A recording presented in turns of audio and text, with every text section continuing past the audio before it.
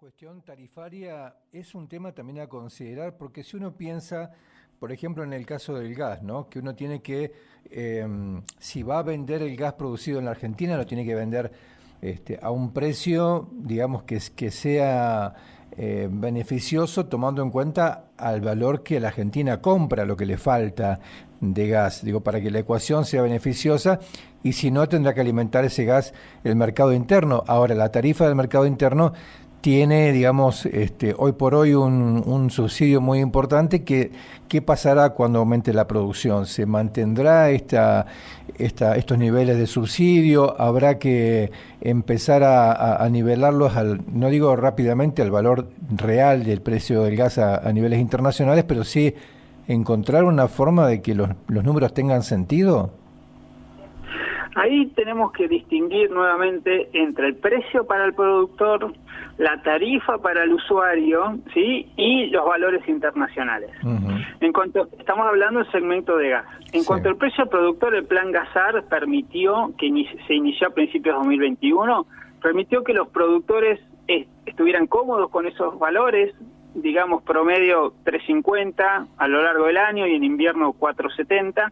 Esos valores permitieron no solo dar vuelta al declino que se venía verificando de un 8-10% anual, 2019, sino incrementar la producción, cumplir con los compromisos, con los volúmenes comprometidos, que era al pleno la capacidad de transporte local, e incluso sobrecumplirlos. Ahora bien, ese precio hoy es razonable y los productores están reaccionando de manera adecuada.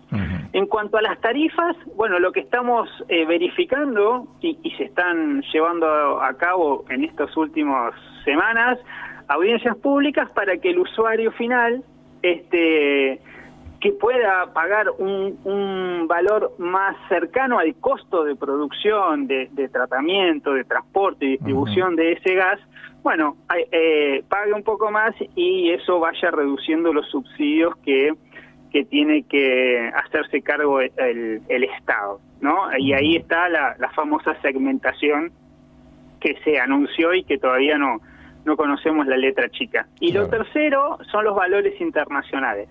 Los valores internacionales hoy no tienen por qué replicarse en el mercado interno, o sea, ahí podemos apuntar a un desacople claramente, y gracias a tener lo que decíamos, esa soberanía por tener cuencas productivas internas. Lo que sí te afecta es a ese volumen que tenés que importar en invierno, o lo vimos también con la negociación con Bolivia, que para un volumen incremental también se acercan los precios a lo que se transacciona en el mercado internacional. Ahora, la conclusión de todo esto es que todo lo que podamos hacer, tanto el sector público, el gobierno, como el sector privado, la industria, para incrementar la producción nacional, va a ser un win-win, ¿sí? Tanto para las compañías, como para los trabajadores, como las provincias vía regalías, como para el Estado Nacional, que reduce importaciones y tiene acceso a los dólares vía exportación.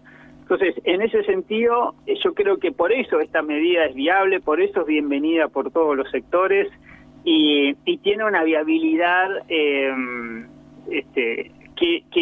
muy prontamente va a quedar demostrada con un aumento en la producción. Yo creo que ese es un escenario totalmente razonable y factible, y que lo vamos a ver dentro de muy poco tiempo. Hay un tercer punto que expresa este futuro decreto, que habla de un régimen de promoción del empleo, el trabajo y el desarrollo de proveedores regionales y nacionales de la industria hidrocarburífera.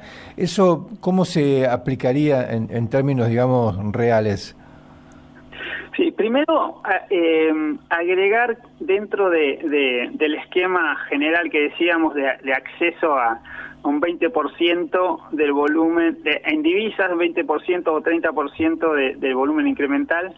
También hay medidas adicionales para los casos en donde se revierta el declino en áreas convencionales, o que se invierta en áreas marginales, o por abastecimiento del mercado interno. Es decir, hay una serie de disposiciones adicionales que, para ponerlo en términos llanos, que van más allá de Vaca Muerta y que intentan apalancar y promocionar la producción también en otras áreas, en otras cuencas y con otras técnicas.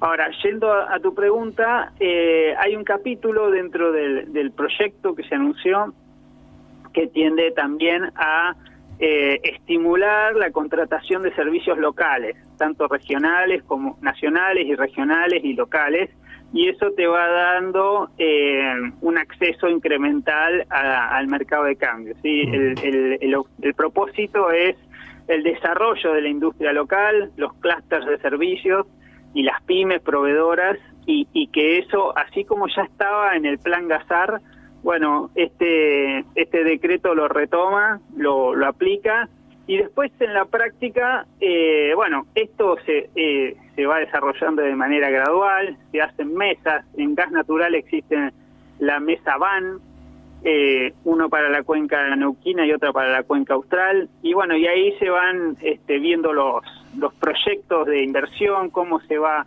incrementando la contratación de servicios locales y reemplazando por servicios que hoy son importados. Ajá. Y la última pregunta, Juan José, estaba viendo las noticias y también el problema de los combustibles, el refino, es un tema que también inclusive impulsa los valores del petróleo también porque hay escasez. ¿Esto en qué medida, digamos, le afecta a la Argentina? Porque digo, no sé si la Argentina tiene la capacidad de refino para abastecer al mercado local. Los transportistas están hablando nuevamente de que falta gasoil. Digo, ¿cómo toca a la Argentina este escenario de falta de combustibles a nivel internacional? Bueno, cuando hoy decíamos al principio que estábamos autoabastecidos en crudo, pero en gas teníamos una estacionalidad de invierno. Bueno, en cuanto al gasoil, también tenemos cierta estacionalidad por la cosecha del agro, ¿no?, en estos meses, y ahí se da un faltante, no tanto por falta de crudo, sino por la capacidad de refino, como vos bien decías. Desde hace años se habla en ampliar esa capacidad, hoy parecería ser que no es viable por la escala que se necesita y por los años de repago de esa inversión. Recordemos que todo esto está atravesado por la agenda de transición energética. Y bueno, y lo que hemos visto son respuestas de diferente tipo. Por un lado, YPF importando más gasoil, Camesa también para la generación eléctrica, y el Estado Nacional saliendo a disponer alguna serie de medidas para que no falte ese gasoil sobre todo en las provincias del norte del país, y ver de reemplazarlo también con aportes de IASA, de la propia YPF. Hay un problema ahí también de valores, ¿sí? En cuanto a la comercialización del mercado interno frente a los precios internacionales y cierta presión por exportar crudo de algunas compañías. Bueno, todo eso está mediado por el arbitraje de la Secretaría de Energía. Por momentos se dan tensiones más elocuentes. Y bueno, y ahí estará el arte de tanto del sector público como de la industria para resolver esos problemas. Una última, ahora sí, una opinión tuya como a ojo de buen cubero. He conversado con otros colegas que hablan de que por primera vez se ve cierta madurez en la política que se alinea en una política de Estado como es la de la energía. Y hay como una cierta línea de coincidencia que garantizaría de alguna manera que las cosas que se decidan y las medidas que se tomen van a ser prolongadas en el tiempo, van a dar cierta previsibilidad para favorecer también, ¿no?, la llegada de las inversiones. Sin previsibilidad política es difícil que lleguen, más allá de que haya buenas condiciones en este momento. Si cambia el gobierno, no se sabe qué va a pasar. Digo, pareciera que hay un encolumnamiento en la política energética que debería ser casi inevitable. ¿Vos cómo lo ves? yo coincido con lo que no estoy de acuerdo con que sea la primera vez. Yo creo que más allá del ruido político al que ya estamos habituados, ¿no?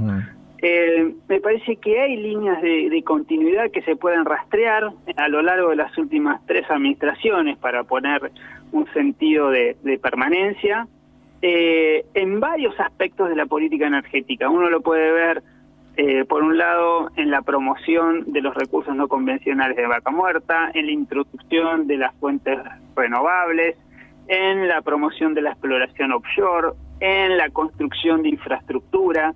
¿Sí? Cada administración con sus bemoles, sus matices, pero hay líneas de continuidad en las políticas y yo creo que el arco político y la industria, en eso sí coincido, han llegado a un nivel de madurez donde todos dicen, che, el caño hay que hacerlo, Vaca Muerta tiene un potencial increíble, che, el mundo nos está pidiendo que seamos abastecedores de un insumo crítico y que hoy está faltando por la caída de la provisión de Rusia.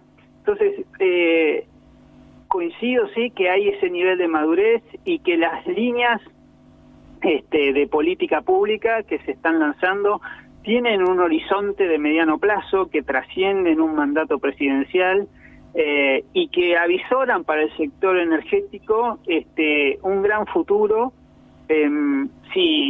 si mantenemos estas decisiones, y yo entiendo que cualquiera sea el signo político de gobierno que venga, no va a tener otra opción que continuar con estas disposiciones, básicamente porque, como decíamos hoy, es un win-win, digamos, a toda la industria en el lanzamiento de esta medida el lunes, a gobernadores de diferentes signos políticos, al Gabinete Nacional, y bueno, y yo entiendo que eso va a continuar por un tiempo que no es el cortísimo plazo al que estábamos acostumbrados. Juan José, muchísimas gracias por tu tiempo, has sido muy amable y nos has dado un panorama interesante de qué es lo que se viene, ¿no? Qué es lo que va a pasar en materia de desarrollo energético. La provincia de Neuquén claramente es una provincia que tiene su matriz productiva y energética y económica muy ligada al sector, así que te agradecemos muchísimo desde